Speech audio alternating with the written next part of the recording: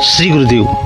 एकदा एका जंगलात एक हरिणी बाळाला जन्म देणार असते, पण ती ज्या ठिकाणी बसलेली असते तिथे जवळच एक वाघ तिच्यावर नजर ठेवून असतो.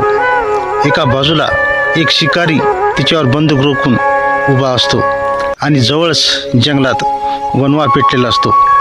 सगळ्या बाजूने दिसणाऱ्या या संकटापैकी एक तरी संकट तिला गिळून टाकेल याची तिला खात्री असते. तो शिकारी बंदुकीतून गोळी सोडतो. वाघ जोरात झेप घेतो आणि तितक्यात वीज चमकते. त्या शिकाऱ्याचं लक्ष वेधलं जातं आणि ती गोळी त्या वाघाला लागते. वीज चमकून गडगडाट होतो आणि पाऊस सुरू होतो. त्यामुळे वनवाही विजतो.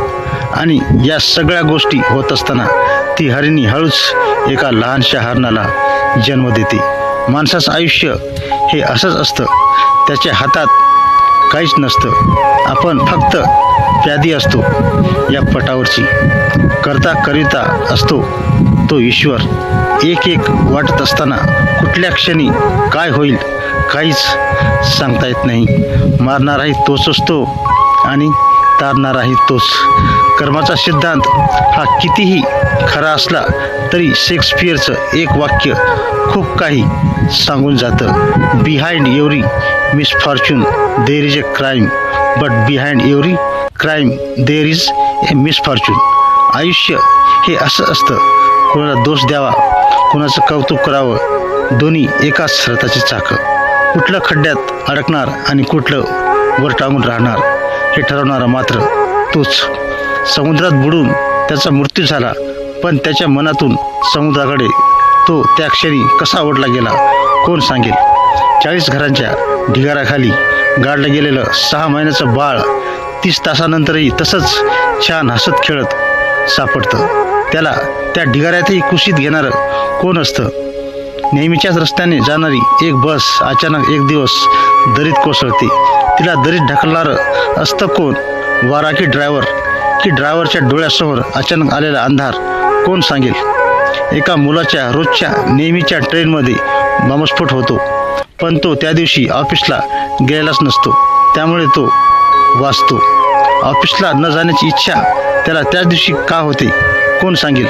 त्या हरणीच्या बाळाचा जन्म होताना अचानक वीज का चमकली कोण सांगेल. कोण सांगेल कोण.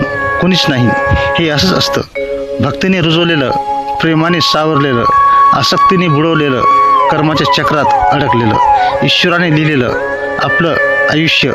मोर नाचताना सुद्धा रडतो आणि राजहंस मरताना सुद्धा गातो. दुःखाच्या रात्री झोप कुणालाच लागत नाही आणि सुखाच्या आनंदात कुणीही झोपत नाही. यालाच जीवन म्हणतात. किती दिवसाचे आयुष्य असते, आजचे अस्तित्व उद्या नसते. मग जगावे ते हसून खेळून, कारण या जगात उद्या काय होईल ते कोणालाच माहीत नसते. नशिबाने दिलेल्या पदाचा गैरवापर करू नका. कोणाचा अपमान करू नका आणि कोणाला कमी लेखू नका. तुम्ही खूप शक्तिशाली असाल, पण वेळ ही तुमच्यापेक्षाही शक्तिशाली आहे. कुणी कितीही महान झाला असेल, पण निसर्ग कोणाला कधीच लायकीपेक्षा महान बनविण्याचा क्षण देत नाही. स्वतःवर कधीही अहंकार करू नकोस. देवाने तुमच्या माझ्यासारख्या किती जणांना मातीतून घडवलं आणि मातीतच घातलं. धन्यवाद मित्रांनो.